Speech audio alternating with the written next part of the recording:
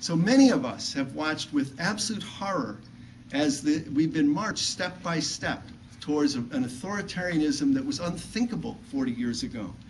Empire resurrected and unapologetic, war without end, an undefined enemy that's supposed to be a rallying point for a new kind of energized jingoistic patriotism, unprecedented and unapologetic military expansion, white supremacy changing its form but essentially intact, attacks on women and girls, violent attacks, growing surveillance in every sphere of our lives, on and on and on, the targeting of gay and lesbian people as a kind of a scapegoating gesture to keep our minds off what's really happening. Now that's not the whole story, but it's without a doubt a strand that runs through it.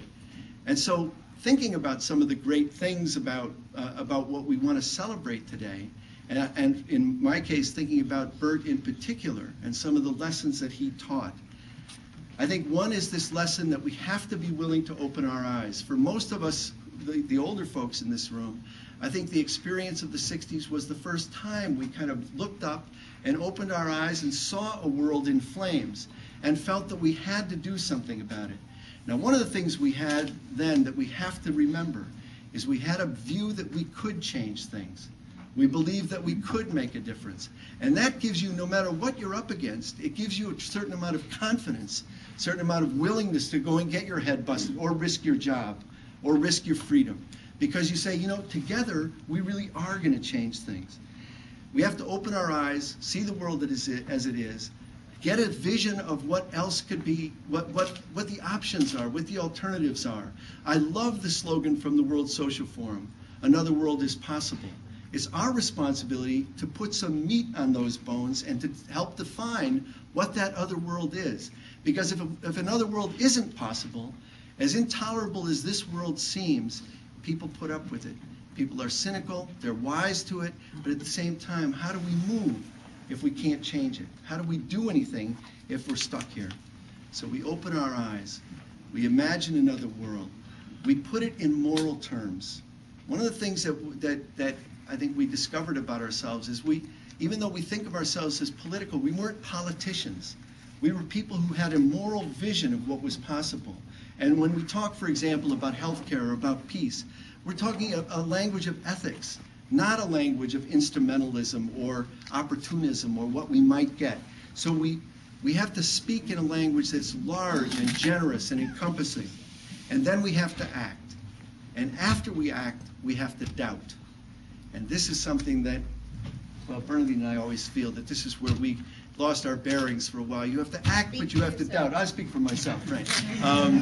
That if you're certain that what you're doing is right, then you make the mistake of dogmatism and sectarianism, which we surely did at the end of the decade. So it's this idea that you act and then you doubt, but doubting can't immobilize you. You then have to act again with new wisdom, with new knowledge, and that, it seems to me, is the rhythm of what we should be kind of searching for.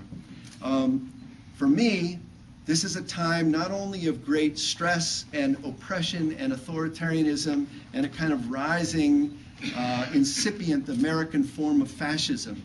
And what the government counts on, what the powerful count on, is that we will stay quiet, that we'll close our eyes. So we see the photos of Abu Ghraib, and then, well, should I make a reservation for dinner and a show? You know, a soldier is brought back from Iraq missing her face and both legs. Yeah, I wonder if I should put a down payment on that car. It's the idea that we can tolerate these intolerable things without screaming, without somehow coming out, joining up and coming out and saying something. It's what they count on in terms of keeping things under control. And so we have to figure out how to break from that. I think this is a moment of unprecedented opportunity for movement building. And by that I mean, a movement is quite different than a project or an organization or a campaign, although all those things are part of it. A movement is when people can make the connections between, as we used to say in the civil rights movement, between a rotting shack and a rotting system, between a war in Iraq and the targeting of gay and lesbian people at home, between the rights of immigrant laborers in Chicago and in the Southwest and what happened in New Orleans. And this is something, you look at three great movements that are happening right now, but are disconnected. The anti-war movement, way too white. The New Orleans movement, way too isolated as an African-American movement. The immigrant rights movement, way too isolated as a Latino movement. How do we make the connections, find the common ground, and work together? So this, to me, is the challenge, to develop a vision and to talk to one another across movements. Now, I recognize that a movement can't be willed into being, but neither can we wait for a movement to happen. If you look at the history of the civil rights movement, there was organizing going on every year for the decades before 1954, before 1956, before 1963. When the time came, as Miles Horton used to say, you know, there's mountain times and valley times. And when the mountain times came, the organizing that had gone on for all those years counted for something. So I don't think we can wait. I think we have to begin to develop a courageous conversation across organizations, across movements, looking for that common ground and that common strand that can bring us together. Most of all, I guess what we need is, it can be summed up by rethinking about, I'm thinking about Bert, but I'm also thinking about the Wizard of Oz. And if you think about the four seekers marching down the yellow brick road, what is it they were looking for? They had to have a brain, a heart, the nerve, and a home.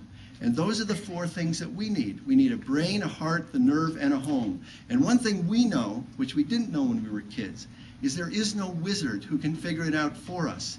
We have to figure it out for ourselves. And it's up to us to build the kind of movement that can really transform and save humanity. Thank you.